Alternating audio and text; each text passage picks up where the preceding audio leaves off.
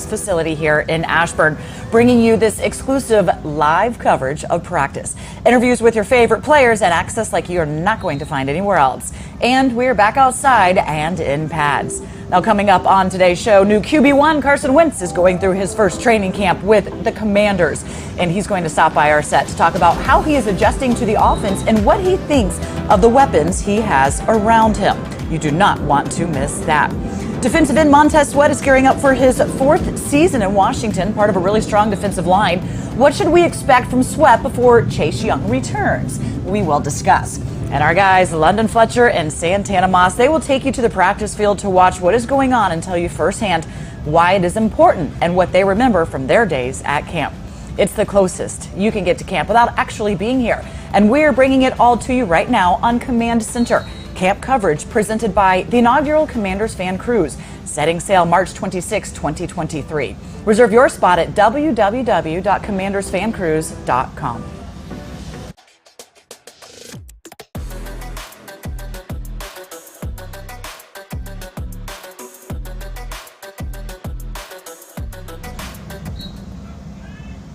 This is exclusive access to Washington Commanders training camp here at the park in Ashburn, Virginia, and we're giving you daily updates from the practice field. We will be showing you live look-ins at what is happening throughout our show, so we are glad you could be joining us here for this. And of course, for those that did come out to Ashburn, a little bit of a break in the weather because it was really hot and sticky yesterday, but the rain came through. There's a little cloud covering today as we welcome you on in. Julie Donaldson, London Fletcher, and Santana Moss, glad to be here with you for this. Hey guys, camp, it's great because we have fans coming out here. The importance and impact of having them, kind of hear them already, cheering the guys on walking on the field. It's phenomenal. It brings a different type of energy to training camp. I thrived off the fans being in training camp. It's one of the beauties of being in training camp. The fan out there interacting, getting oohs and ahs and all that type of stuff. It ramps up the intensity of practice. I'm glad that they opened it up for all of our fans to be able to come out and be here today. One of the moments I remember the most is coming down this walkway from the building and just seeing the fans. Sometimes you stop and sign autographs, but that, just knowing that they're here to watch me today, was always a joy. So I'm glad to see a lot of them out here today. Especially in the one-on-one drills, Tana, going up against those. Is it the receiver that wins or the defender that wins? We heard William Jackson III saying yesterday, it's built for the receiver, but don't get too hyped for it. It's a lot of fun. Time now for the training camp storylines presented by Bank of America, the official bank of the Washington Commanders. Yesterday was a recovery day for the team. Head coach Ron Rivera moved practice into the bubble, and the players were just in their jerseys after the first 2 days in full pads. The team used that time to work on special teams and walk through some different concepts, but they are back outside in full pads today. Montez Sweat, man, he has been going full go at practice and looks to be ready for a return to form. Sweat missed some time last year due to an injury and the death of his brother, but he is back and will be a very important piece to Jack Del Rio's defense, especially while they wait for the return of Chase Young. And the rookies are wrapping up their second week of training camp. We've been talking about Jahan Datsun, Fedarian Mathis, Brian Robinson Jr., Cole Turner, and company a lot over the last week as they work to find their footing with the team. Coach Rivera and company seem to be happy with how things are coming along. I do, because I think they've had to play a lot. And that's one of the nice things about when you're able to keep giving young guys opportunities and putting them out there, is that they're going to play. If you look at the transition that this roster's gone through in terms of the age, you notice it's a young group of guys, but those guys have played a lot of football already. And so they're learning how to play the game because they've been on the field and exposed to being on the field. As I talked about last year, my big concern last year was just maturity. I think we're where we need to be in the sense of that. Now it's just continue to grow and develop. Along those lines, how do you like going against the defensive line during camp? And I mean, it's a pretty solid group, it seems like. Oh yeah, definitely. Coach Sam, he teaches the defensive line. Coach Sam, he does a really good job getting those guys off the ball. And missing Chase right now, it is clearly hurts, but hopefully he gets back sooner than later. But our defensive line, first rounders almost all over, at almost every position on that forward defensive line, and it's just really fun going against those guys. You got Montez that talks too much. And, you got guys like John, who's just all about work, and Payne, who's all about work. And it's just fun going against those guys. I love the lively battles that we have. You're out there talking to the other guys on the field. Like, is that the fact you're clearly one of the more vocal guys out there? Is that part of just you being just even more confident with yourself out there? I think football is a vocal game. I think everybody needs to be on the same page as far as communication, as pre-snap reads, and noticing the strength and things like that. So, yeah, everybody has to be vocal. Let's get into the storylines. And we just heard Montez Sweat talking about how, as the years add up for him in the NFL, how he gains a little extra confidence. And he is vocal out there. Charles Leno Jr. is saying that Montez Sweat does not stop talking out on the field as well.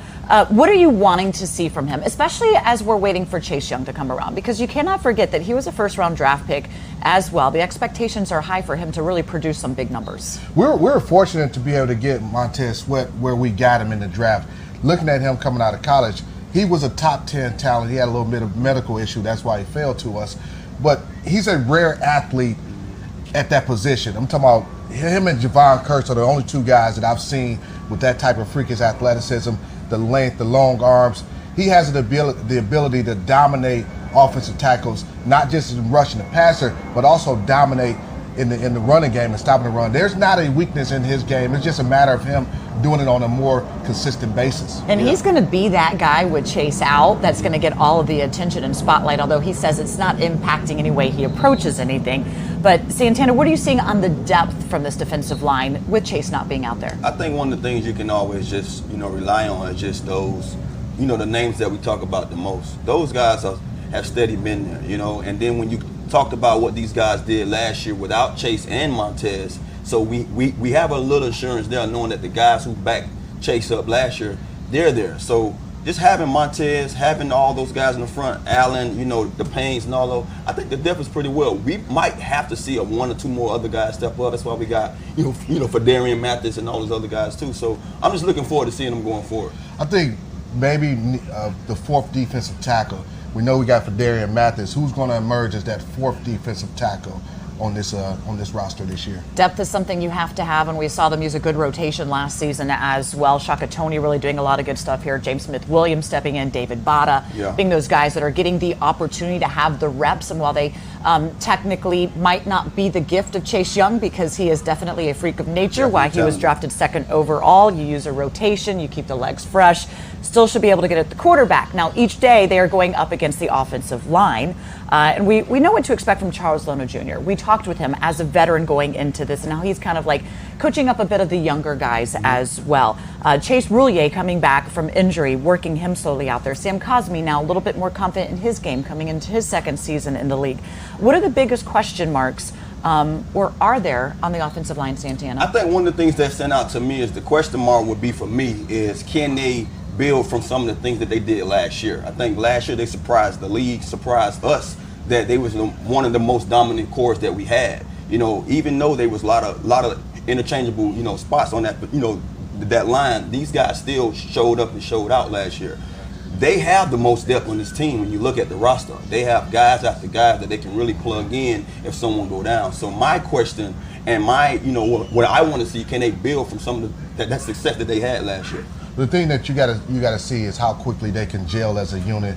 You got two new starting guards this year, with Andrew Norwell coming in, and also Trey Turner. Trey's been out with a quad injury, so he hasn't been able to do much in practice yet.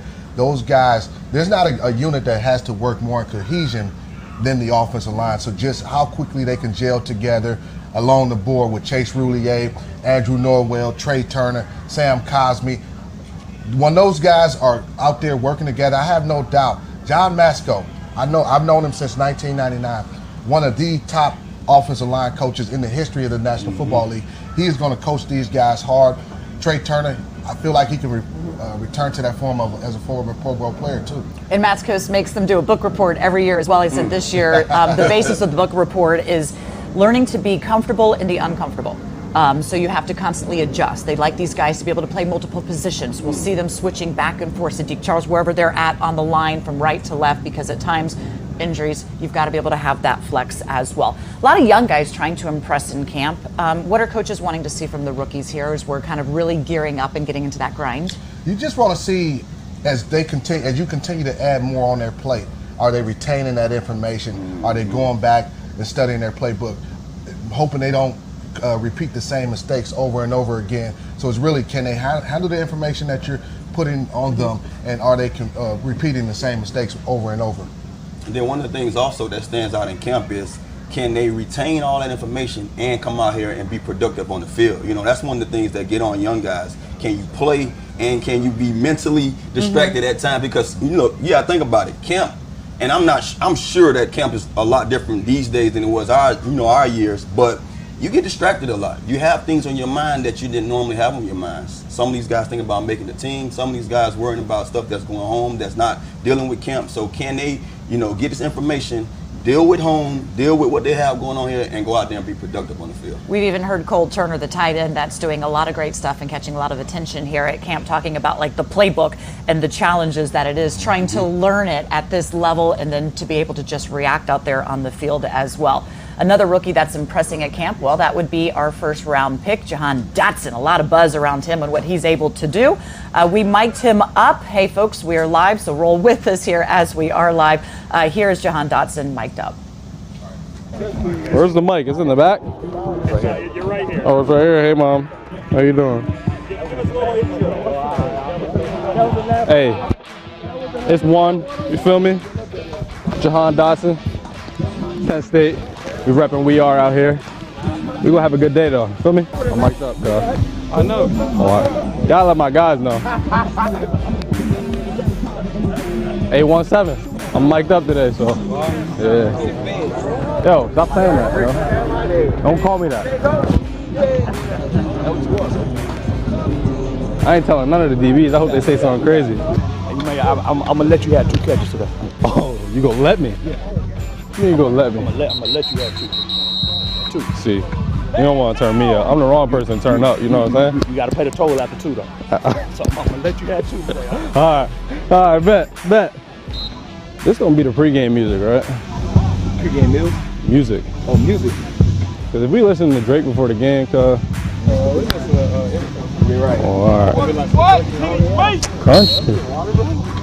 Before the game? What's up, Bobo? That's crazy.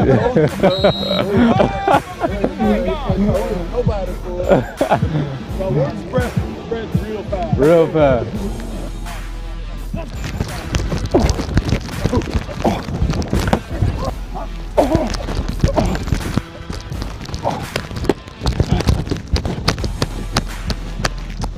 Wipe it off. Damn. Damn.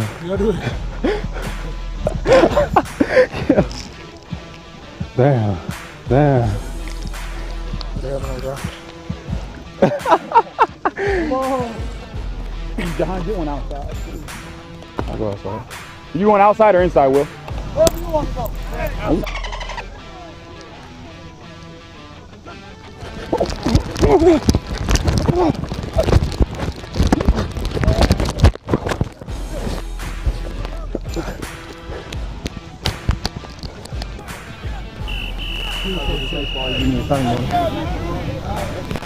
Have you catch the next one? You catch the next one? Yep. Bet. Say that. Out is these.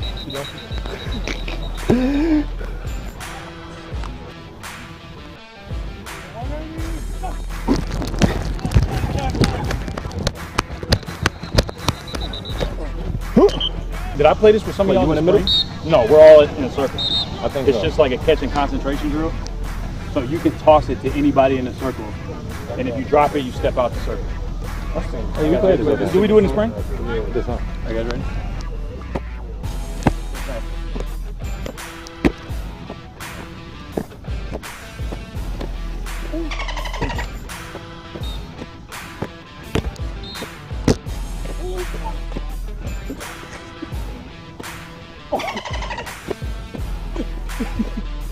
Oh!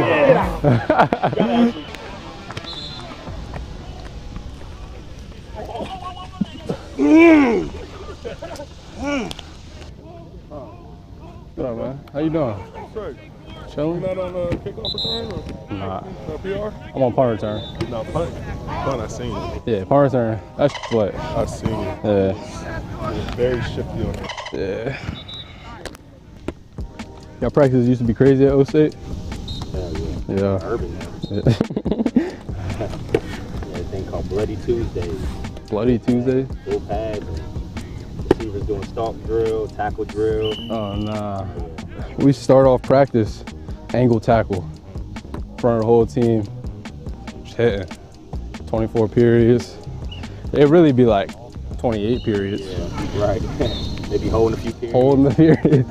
I'm like, dang, it's set on 20 for me. Right. Don't you wish you had a normal job right now working at Allstate or something? Oh. All right.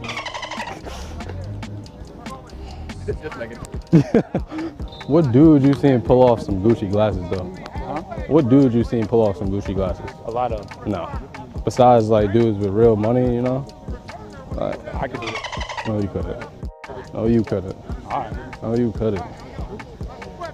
Only thing I couldn't pull off is that haircut. I need a cut, man. I haven't got a cut in like a month and a Is half. that supposed to be tapered on the side? Yeah, I haven't tapered in like probably 2-3 months. You about to have dread. Nah, chill out. That little twist.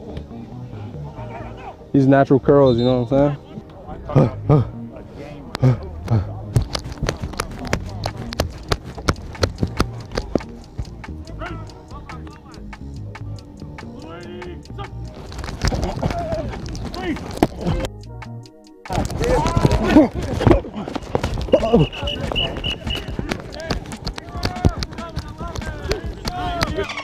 Yo.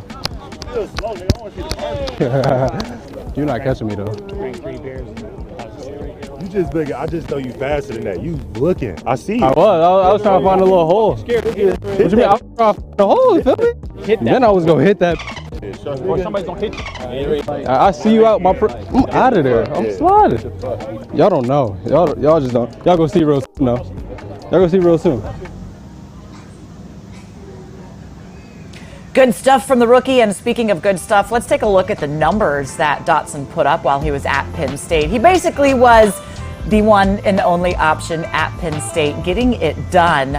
Almost 3,000 total yards, 183 receptions, and of course we want to see him in the end zone. He did that 25 times while there with a good 42 games. That 42 games is something that this team really looked at because they wanted a player that could come in and be ready to be impactful, expecting Datsun to be just that. Now you can come out and see Jahan Datsun yourself at our open practice tomorrow. Coach Ron Rivera will be addressing everybody in attendance. This is at FedEx Field. You can still get free tickets by heading over to commanders.com. Make sure you're there. This is going to be really exciting for the players. For some of them, it's going to be their first time coming out to FedEx Field as well, just as it will be for Datsun.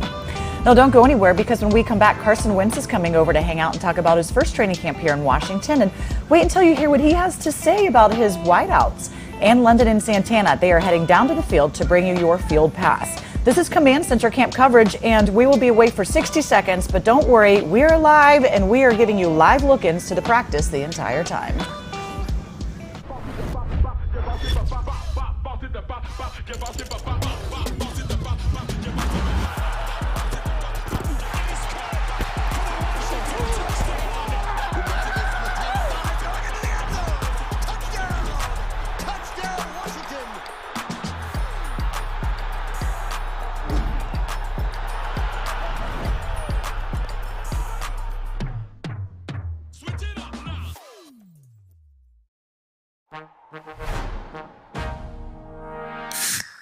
Told you long ago on the road, I got what they waiting for. Introducing Nitro Pepsi. Smooth, creamy, delicious.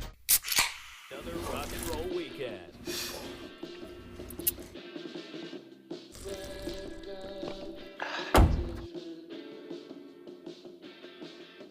Burgers, better with Pepsi.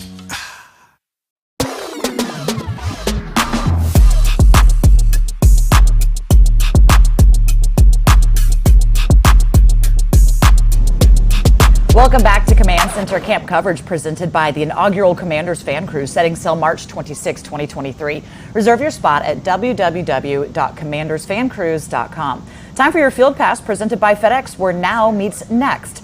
Santana and London are down on the practice field. Okay, guys, give us a live look at what you were seeing.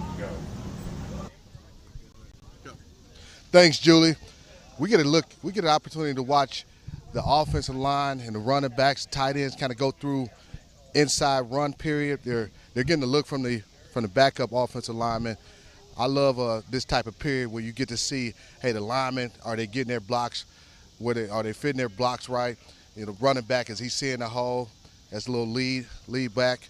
And Antonio Gibson coming up the middle of the field, coming up the middle of the defense. I expect to see that a lot, Santana. Yeah, one of the things that I like about this period, and I'm a receiver, so of course I never got a chance to see these guys do this, but this is the chance for these guys to see what they're going to be basically, seeing, come practice. And when we in those big periods, whether it's team or, inside run or one of those periods when we have to go against you guys, the linebackers and the defense, they're giving them a walkthrough of it now so they can know this is what it's supposed to look like. So come time when the guns and everything are out there, things are flying around, they don't get surprised about what they're seeing. But it's great to see. We was just talking about it off air, to see the young kid. I want to go back to what we saw these guys when they was catching routes on air, and I was a little surprised, but wasn't surprised from watching them in OTAs. But Robinson, man, he showed great hands, and it's great just to see that we have two backs that we can go to in this offense.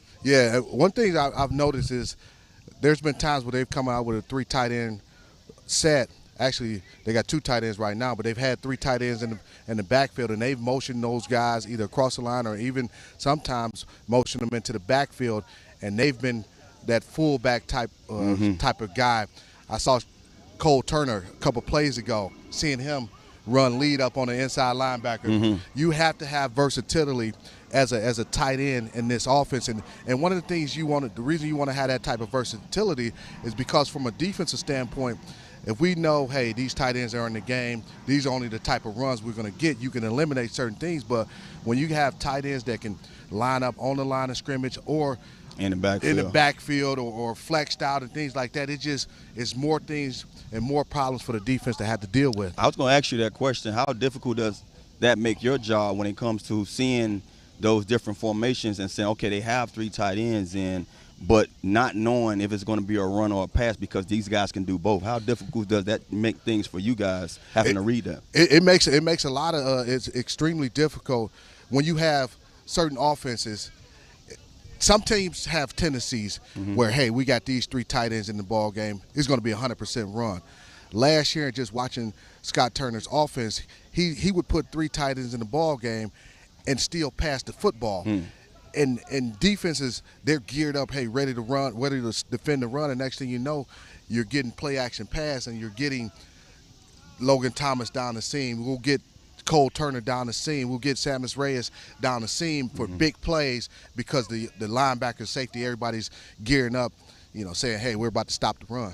Yeah, and that's one of the things that I love when we had guys like that, because I remember when I first got here, we had Cooley doing that a lot, and I was wondering, Cooley, is you a fullback or a tight end? Because you saw him taking a lot of snaps out of the backfield. So it's great to have a guy that can be versatile like that, because I'm pretty sure they love to be able to catch the ball from different angles of the field. Cooley was an H-back, man. He did it all. He was a problem. He was a problem. It'll be interesting to see do we have that type of guy on this roster. I really like the way John Bates played last year. Yeah. He came in, when Logan Thomas got injured against the Raiders, made a couple nice catches. His versatility. You look at the depth in that tight end room. I mean, you got 3 guys that can start. Yeah, for sure. Bates, Logan Thomas once he comes back, and what Cole Turner has shown thus far in training already camp, being young. He's going to be a problem. Yeah, definitely. He's going to be a problem. Yeah, somebody to reckon with. Right now they're splitting up. I think they're finna do some more. Speaking of the tight end, speaking of Cole right Turner coming right at us. It's a big guy. Yeah, looking good, man. All right, that's a wrap. Back to you, Juice.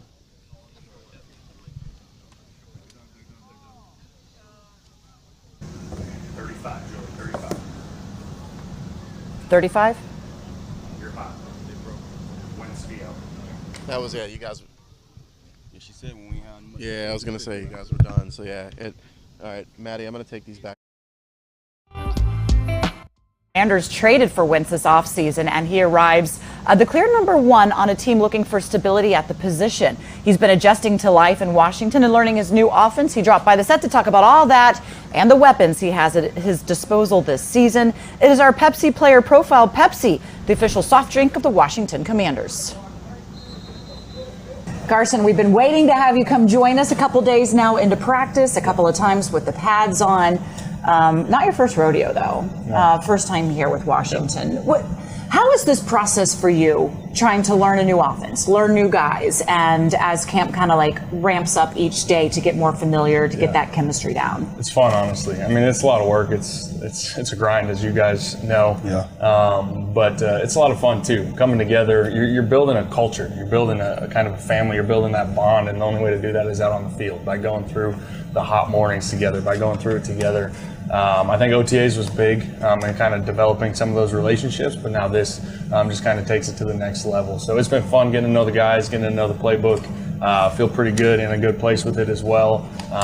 We're not going to be perfect out there, but that's why we're out here. You know, we're working on that chemistry, that timing, and it's been a fun process. Everybody wants you to be perfect, though, this early on. Like, you've been through enough camps to understand that it does take time. For sure. Where are you in feeling that you're getting closer to that, though? Yeah, I feel good about it. You know, I mean, I want it to be perfect too. You know, I'm kind of a perfectionist, so you miss a throw or you miss a read or this or that, and you kind of kick yourself. But it's like, hey, it's still early. It's still early, and it's a process. So you can, you know, the mistakes that happen are often good because you can go in there and you can watch the film together and talk about it and be like, hey, this is what I was expecting or this is what I was seeing. And then you can fix it. You can fix it and learn from those mistakes, and that's normal. But at the same time, I want it to go well. I want it to be perfect, and so I have high expectations every practice, and so do the guys around here, which is really cool because we hold everybody accountable in those high expectations. But yeah, it's not going to be perfect yet, and we realize that. Being that you had a chance actually to have a moment like you're in right now. Last year, going to Indy, having to play and learn that system. I'm not sure how much you had to learn because you had the coach, so that was familiar, you know, territory with you. But you're a veteran in this game. Do you ever feel there's going to be a time where you're more comfortable than other times, or are quarterbacks always kind of playing with their back against the wall and just saying, hey, I got to go out here and make the next down better than the last down? Yeah, that's a great question. And honestly, you try and not be complacent, I guess. You're always trying to get better. You're always trying to learn and little nuances or just understand the concept of a play as best as you can versus every single coverage, you know. And I think this year it's been probably a bigger transition in learning a playbook for me.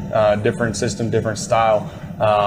But the OTAs was huge for that. You know, the last couple of years, I haven't had an OTAs with COVID and everything going on. So coming in here in April and May and June was huge for me to understand this playbook and then go through the summer and study it and then come in here feeling good about it, you know, and coming out here and executing it. And so right now I feel like it's in a good place, but I'm always striving to get better and understand it even more.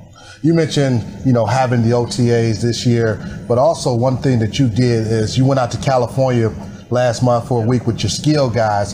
How big was that in terms of developing chemistry with those guys, not only on the field, but off the field? And it was also your first time being able to work with Terry McLaurin. Yeah, it's a lot of fun. You know, I've done that for a while now, over the years in each place I've been, and it's one of my favorite things, honestly, because I mean the work is great, on the field work is great, and you know we're trying to learn each other. That's fun. Everybody's working all summer, but it's the chemistry off the field. It's understanding where everyone comes from, what's their background look like, what do we like to eat, you know, what do we like to do.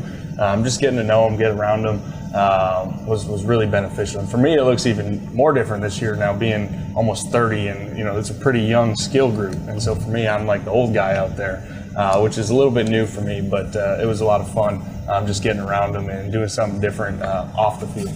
Will that be something that you continue? I remember my years of playing here, the way we did it on Thursdays. You know, we would gather up and go eat together offensively, and then the defense caught on. Some of the you know skilled guys caught on and said, "Hey, we're gonna go have dinner with you guys." Is that something that you would do with the receivers, or just all offensive linemen, you name it? Just pick some guys and say, "Hey, we're gonna go eat somewhere." Yeah, because I feel like that builds a lot of chemistry. You know, I plan to, and I've done that in other places I've been, and it's been really cool to get off the field and go bond, whether it's at somebody's house, go to a restaurant, all those things, and whether that's when we're traveling, you know, the night before games, or on a Thursday or on an off day. It's been really beneficial. I've seen over the years, and I look forward to continuing to do that. Hey, one guy who stood out in camp so far has been Cole Turner, the rookie tight end. Now, you and him are always talking post plays and things like that. And he mentioned yesterday in his press conference about, a lot of times you can be joking. You're a jokester. That's a part of your personality that I know I didn't know about. But what's some of the things that you have done as a jokester? Yeah, I don't think I'm a jokester necessarily, but it's hard out here. Yeah. It's a grind, right? And everyone can take it very seriously, which I do on the field, no doubt. But at the same time, you want to keep it light. You want to remember this is a game. This is supposed to be fun. Yeah. And when you're having fun and playing fast, it's a lot more enjoyable. And you're playing a lot more free. And so I like to keep it light and just have fun with the guys. And I think that's something as I've grown as a man as well, and just being a veteran guy, you see a different perspective here, and you know what it was like to be in their shoes and how it's very stressful, and there's a lot, especially as a rookie, there's a lot on your plate. And there's a guy like him who's getting a lot of first team reps right now and continues to show up. There's a lot of coaches, a lot of voices, a lot of things, and so I just want to build them up and keep it light with them at the same time. And so it's been fun developing that relationship with him for sure. It's definitely important to remember that it is supposed to be fun. Exactly. I mean, because it does get heavy. It is a grind. It is hot out here. But also, you've got to be able to get in sync with these guys, too. You're just kind of learning Terry McLaurin. Everybody loves him here in Washington. Jahan Datsun coming in. Curtis Samuel's a player that we've been waiting to see him on the field and what he can do.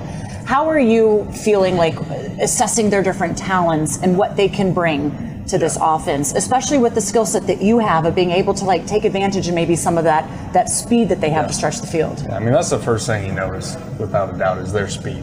I mean, they're all a little different in a sense, but one thing they all have is speed and their quickness and the ability to threaten a defense deep, quick. And I think that's so huge for our offense and how we want to attack defenses. Whether they're getting the ball or not, they're just making such an impact and getting the tight ends open, getting the running backs open, and opening up the run game, you name it. And so that'll be huge. That'll be huge for us. And then just learning what they each do well. Curtis, a guy with the ball in his hand, that's so dangerous. You've seen over the years. Jahan, just a supernatural route runner, catches the ball supernaturally. Terry, we've seen him for years. I was on the other side seeing him when he was a rookie, when I was in Philly, light us up then. And so everyone knows what he can do and what he brings to the table. So it's been fun getting to know. They all do a lot of similar things well, but they all have, their niches as well in what they do. And so it's been fun getting to know them. And I look forward to seeing how Coach Turner's going to kind of use them to make a dynamic offense with them. Speaking of, utilizing your skilled guys and all the talents that they have, we know it's not going to always be peaches and cream on the field. Yeah. As a quarterback, you have to show them more of the blame. As a receiver, if we drop a pass, that's all we're dealing with. You're dealing with a little more. You're not a guy that has to play defense, but you have to score touchdowns. You have to lead the team. How do you kind of block the noise? Yeah. I know how I deal with it. I didn't watch TV. I didn't listen to the radio. I did my job. What does it takes for a guy like yourself as a quarterback, being the leader, being the CEO of this organization, on this franchise? How do you do or what you do without hearing too much of the noise? Yeah, I mean, the same thing. I don't watch TV. If it is, it's on the Golf Channel. Smart man. I don't listen to the radio. It's music. It's podcasts. It's different things. But for me, my faith. It just keeps me grounded. It keeps me centered. Allows me to remember there's a bigger picture. Trusting in the Lord through it all, and just knowing that I trust Him, and I know my identity is in Him, and so it doesn't really matter what people say, think, or feel about me as long as I'm right with God. So that keeps me grounded. My family, my two little girls, when I go home to see them, my wife, they don't care if I threw 5 touchdowns, 5 picks. They love me for being dad, you know. And so all those things keep me grounded and try and keep me focused. But at the same time, I'm striving every day to be the best, to be the best I can be. And I hold myself to those high expectations. So I don't need to hear it from other people outside, because there's no need for that. I already put a lot of pressure on myself to be the best. But those are the things that really keep me grounded and keep me focused. Part of training camp is the trash talk and the competitive spirit that takes place between the offense and the defense. And you mentioned whether you throw 5 touchdowns or 5 interceptions. You threw a couple of interceptions during training camp this week. And the defense, I know they're going to be chirping and doing those types of things. Are you a trash talker? I played against Tom Brady. He was a major trash talker. Peyton Manning would talk a little bit. Eli didn't say anything. Do you talk a little trash out there? I'm not really, unless somebody, rubs me the wrong way and things. And, you can do subtle things, jabs, a little bit here and there. Maybe on the practice field, especially when a DB wants to keep chirping. You'll throw it at him a little bit, but I try to just let the play do the talking for the most part. But every now and then, you'll get in the mix. Right. We kind of talk early on in camp, too, that the defense usually is a little bit ahead of the offense. So they always say that. To come to that point, though, let me ask you, where is our defense so far? I mean, you got some big bodies coming at you, putting a lot of pressure on you. Everybody's talking about how our secondary is communicating more and really kind of locking down. What are you seeing? Yeah, I mean, it's a great defense. I've played against a handful of those guys for a few years, a couple years ago, and the D-line was always the first thing that stuck out back then, and it's still the first thing that sticks out now. The guys in the trenches, obviously missing Chase out there right now, but the guys in the trenches on the D-line, set the tone, and you can kind of see that at practice. But I've been impressed with the entire defense. The secondary flying around, some of those guys, newer faces that I haven't competed against before.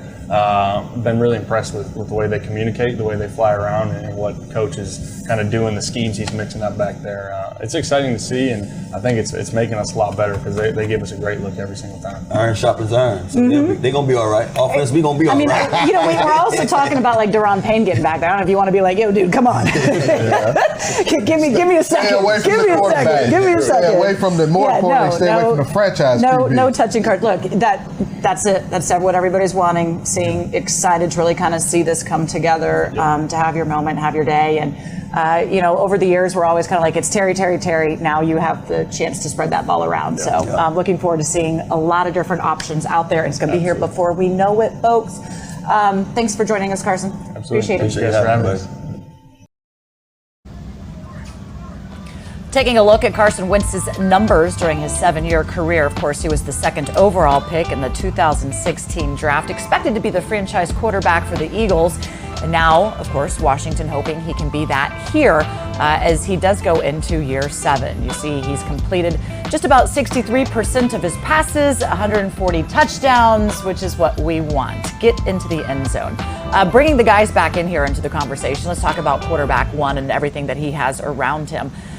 To be the franchise guy, that is something Washington has not had in quite a while. I feel like we've been going through a carousel of quarterbacks. Santana, how many did you play with? 17 different quarterbacks, something like that in your career, but even here? About 15, something like that. Too many. Yeah, so exactly. What is it going to take for him to solidify that spot and be what he was drafted to be what they brought him in here for? Well, I think one of the things that you have to do first at that position is win. So, with all that being said, he hasn't had the chance to play in a game. So right now he have the period, or he have the time to kind of get himself ready to go out there and perform in that matter. This training camp is going to be very valuable for him because 1, he's learning the new offense. 2, he's with a bunch of new guys. And 3, he really gets the time to really build with these guys and get the chemistry down before he goes out there and have to win these games. So franchise, it's a little far ahead right now, us worrying about that. We want to see him win games, and then once he starts winning some games, then we can talk about him going forward. London, we talked about when they got him in here, head coach Ron Rivera said there's 2 things they needed to do. 1 was protect him with the offensive line, and 2 was give him weapons to go to. In years past, we've had Terry McLaurin, Logan Thomas was kind of emerging as he was growing into that tight end position, but you have a lot more options to spread the ball around.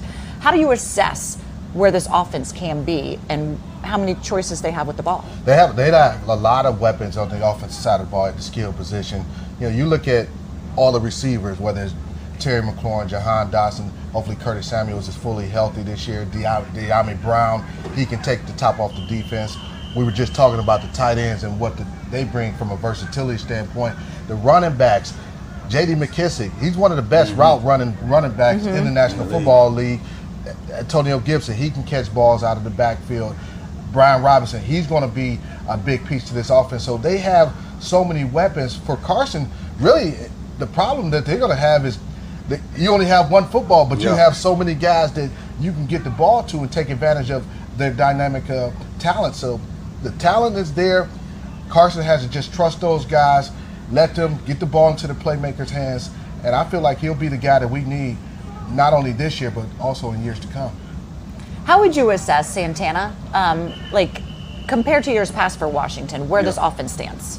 I mean, right now, if you look at it on paper, man, you're chopping at the bits. As a fan, I'm sitting here like, I can't wait, But also as a player, when I go back into that player mode, they have to play the game. Right. We can sit here and talk, and that's why I don't like to try to put too much on that plate or try to big them up too much, because until they play their first game, then we get a chance to now critique what we saw and look, going forward, what can we, actually expect. So, man, I'm looking forward to it, because like he just talked about all those guys, man. It's been a while since we had the talent and then having a quarterback that's capable of going out there and getting these guys the ball. And you're already seeing that he does have that arm to be able to go deep. Still working on the chemistry, getting in sync, but it's still early on to that point. How much do you want to see him in the preseason with the ones? I care less about how much they want to put him out there. Me, just to be, comfortable with just knowing that we have him, he's in that game mode. I like to see at least 10 plays a game. The first preseason game for sure, we normally used to get a drive. If you get a first down, get them out of there. The second preseason game is probably more like our third preseason game when we played, so they probably play a little more. There you might see a quarter or going into the second quarter. But the third preseason game, shut them down, get them ready for the first game of the season. It's coming soon, very, very, very soon, as we are going into the season. The first is the Washington Commanders, but it is our 90th season as a franchise, and that means this year we are doing a lot of honoring of our legends. And the team just announced that Mike Bass will be inducted into the team's Ring of Fame this season during the season opener against Jacksonville on September 11th. Over 7 seasons in Washington, the standout cornerback started 104 consecutive games while recording 30 interceptions, the 4th most in team history. He is among the 70 greatest players in team history, and we cannot wait for his induction. Now, for everything that you need to know about the team and what is happening at training camp and beyond, do not miss Command Center. You can join myself, former tight end and film room expert Logan Paulson, and our wideout 8 to the 9 Santana Moss every day for your Commanders fix, highlights, analysis, and inside access you're not going to get anywhere else. You can see every episode on our YouTube channel and on Commanders.com. You can also check us out on NBC Sports Washington weekdays 5:30 and 10 p.m. When we come back, we're talking about your first chance to see Commanders in action at FedEx Field. It is happening tomorrow, and we hope you can make it out. What will the live environment provide for the team? We will talk about that right after this 1-minute break, but we are going to keep the field cam up for you because we don't want you to miss anything of what is going on live right now here in Ashburn.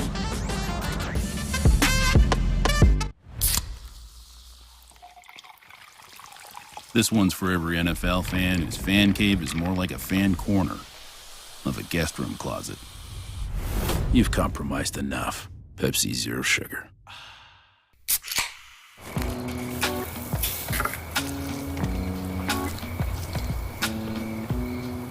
You fired up the grill for one hot dog? Seriously? Hot dogs, better with Pepsi.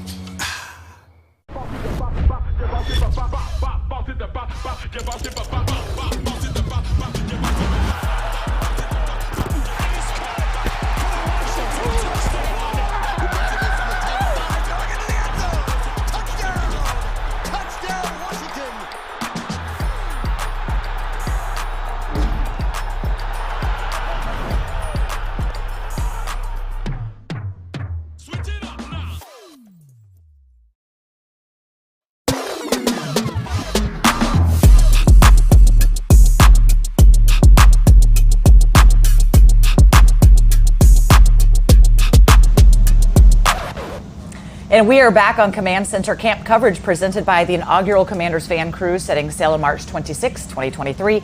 Reserve your spot at www.commandersfancruise.com. Fans have been active on social media. Here's a look at some of the posts with the hashtag Hail to the Commanders. It's hot out here, but not like it was yesterday. There's a little cloud covering, but plenty of fans coming on out. Make sure you have your opportunity and reserve your spot to come out here and watch the team in action. And for those that are not here, yes, watching from Canada, we appreciate the support, and that is exactly why we are bringing you these shows. So no matter where you are, you can get in on the action with the team.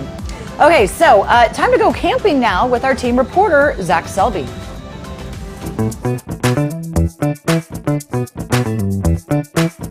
What's going on, Commanders fam? Is it hot outside? Yes. Do we know what day it is? Not really. But it is training camp here at Ashburn, and that's all we really care about. And we are back once again with Camping Out with Zach Selby to give you all the information you would ever care to know about your team going through training camp. We're back once again with David Harrison from Sports Illustrated, and David, you mentioned the padded practice at FedEx Field. Rivera said he really expects the energy kind of kick up a couple notches there. Do you think the players are going to be able to feel that?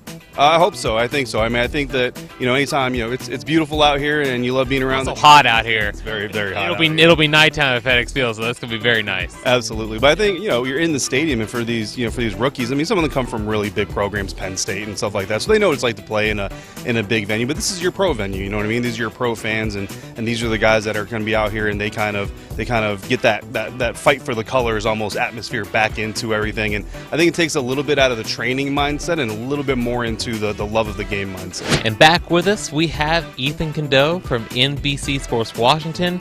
Ethan, it was a walk-through day, a ramp-down day, as David Harrison called it. It wasn't really nothing too spectacular, but we did get a chance to talk to some of the people in the media. There was also referees out there. We saw a little bit of that last year. Rivera said there's going to be a lot more of them, from now on throughout camp. What's the biggest thing that these players, especially I guess the offensive line, can learn from having these reps out there? Yeah, I think they should just talk to them and find out what they can get away with and what they can't get away with, honestly. There's no better time to talk to them than here when the calls don't actually matter. But once you start picking up a few PIs or holding in week one, then things are going to be an issue. So better get the kinks out now and really find out what you can get away with and what you can't. It's funny because Leno was talking about it, and he said, I just really want to figure out how I can get as few of these holding penalties as possible. Yeah, he's a character, so that's a great answer from him. We're wrapping up week 2. We got one or two more days left. What's your biggest takeaway from this week?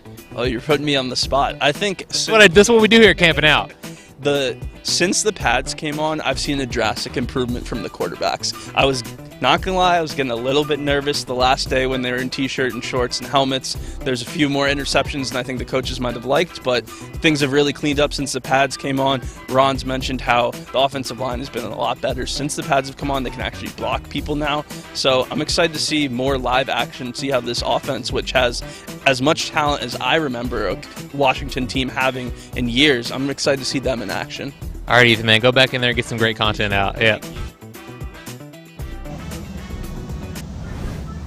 Time for today's Fresh Takes presented by Safeway, the official supermarket of the Washington Commanders. You can listen to Zach's full interviews with the beat reporters on our podcast, Going Camping with Selby, and you can get it wherever you get your other Command Center podcasts. So London and Santana back with me. We just heard the Fresh Takes. We have open practice at FedEx Field tomorrow. How important is this? One, for the players, because Coach Rivera is talking about how important it is to kind of get under the lights, to be at where you're going to be playing the games at home field. For a lot of these guys, it's going to be the first time being at FedEx Field. Just how important is it to get that extra feel for practice? It's extremely important for, like you said, for a lot of these guys, this will be their first opportunity to be in FedEx. It'll be under the lights. The competition, I expect that to rise a little bit more because you're going to have fans there. You're going to be in the stadium. A lot more offensive shots down the field to get the crowd going.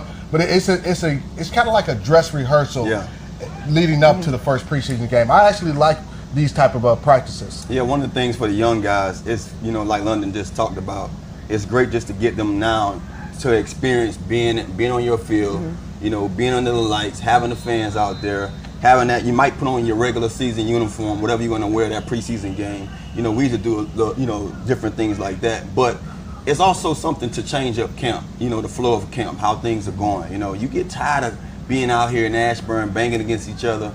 You get a chance to say, okay, I'm preparing now like it's a game day. So that Saturday might be one of those days where they might have meetings early, but they're going to probably be off their feet resting, learning how to get ready for a game. And that's just going to have them more ready for next week's preseason game. Looking forward to it. Of course, we will be out there as well, making sure that we break everything down for you. Santana, let me go with you for this one, because the fans love to cheer, especially these one-on-one drills. And as we heard Willow talking about, they're built for the offense. Does it really matter when the fans are cheering for you? Does that change anything in what you're doing? One of the things about one-on-ones, when the fans are out, I can't lose.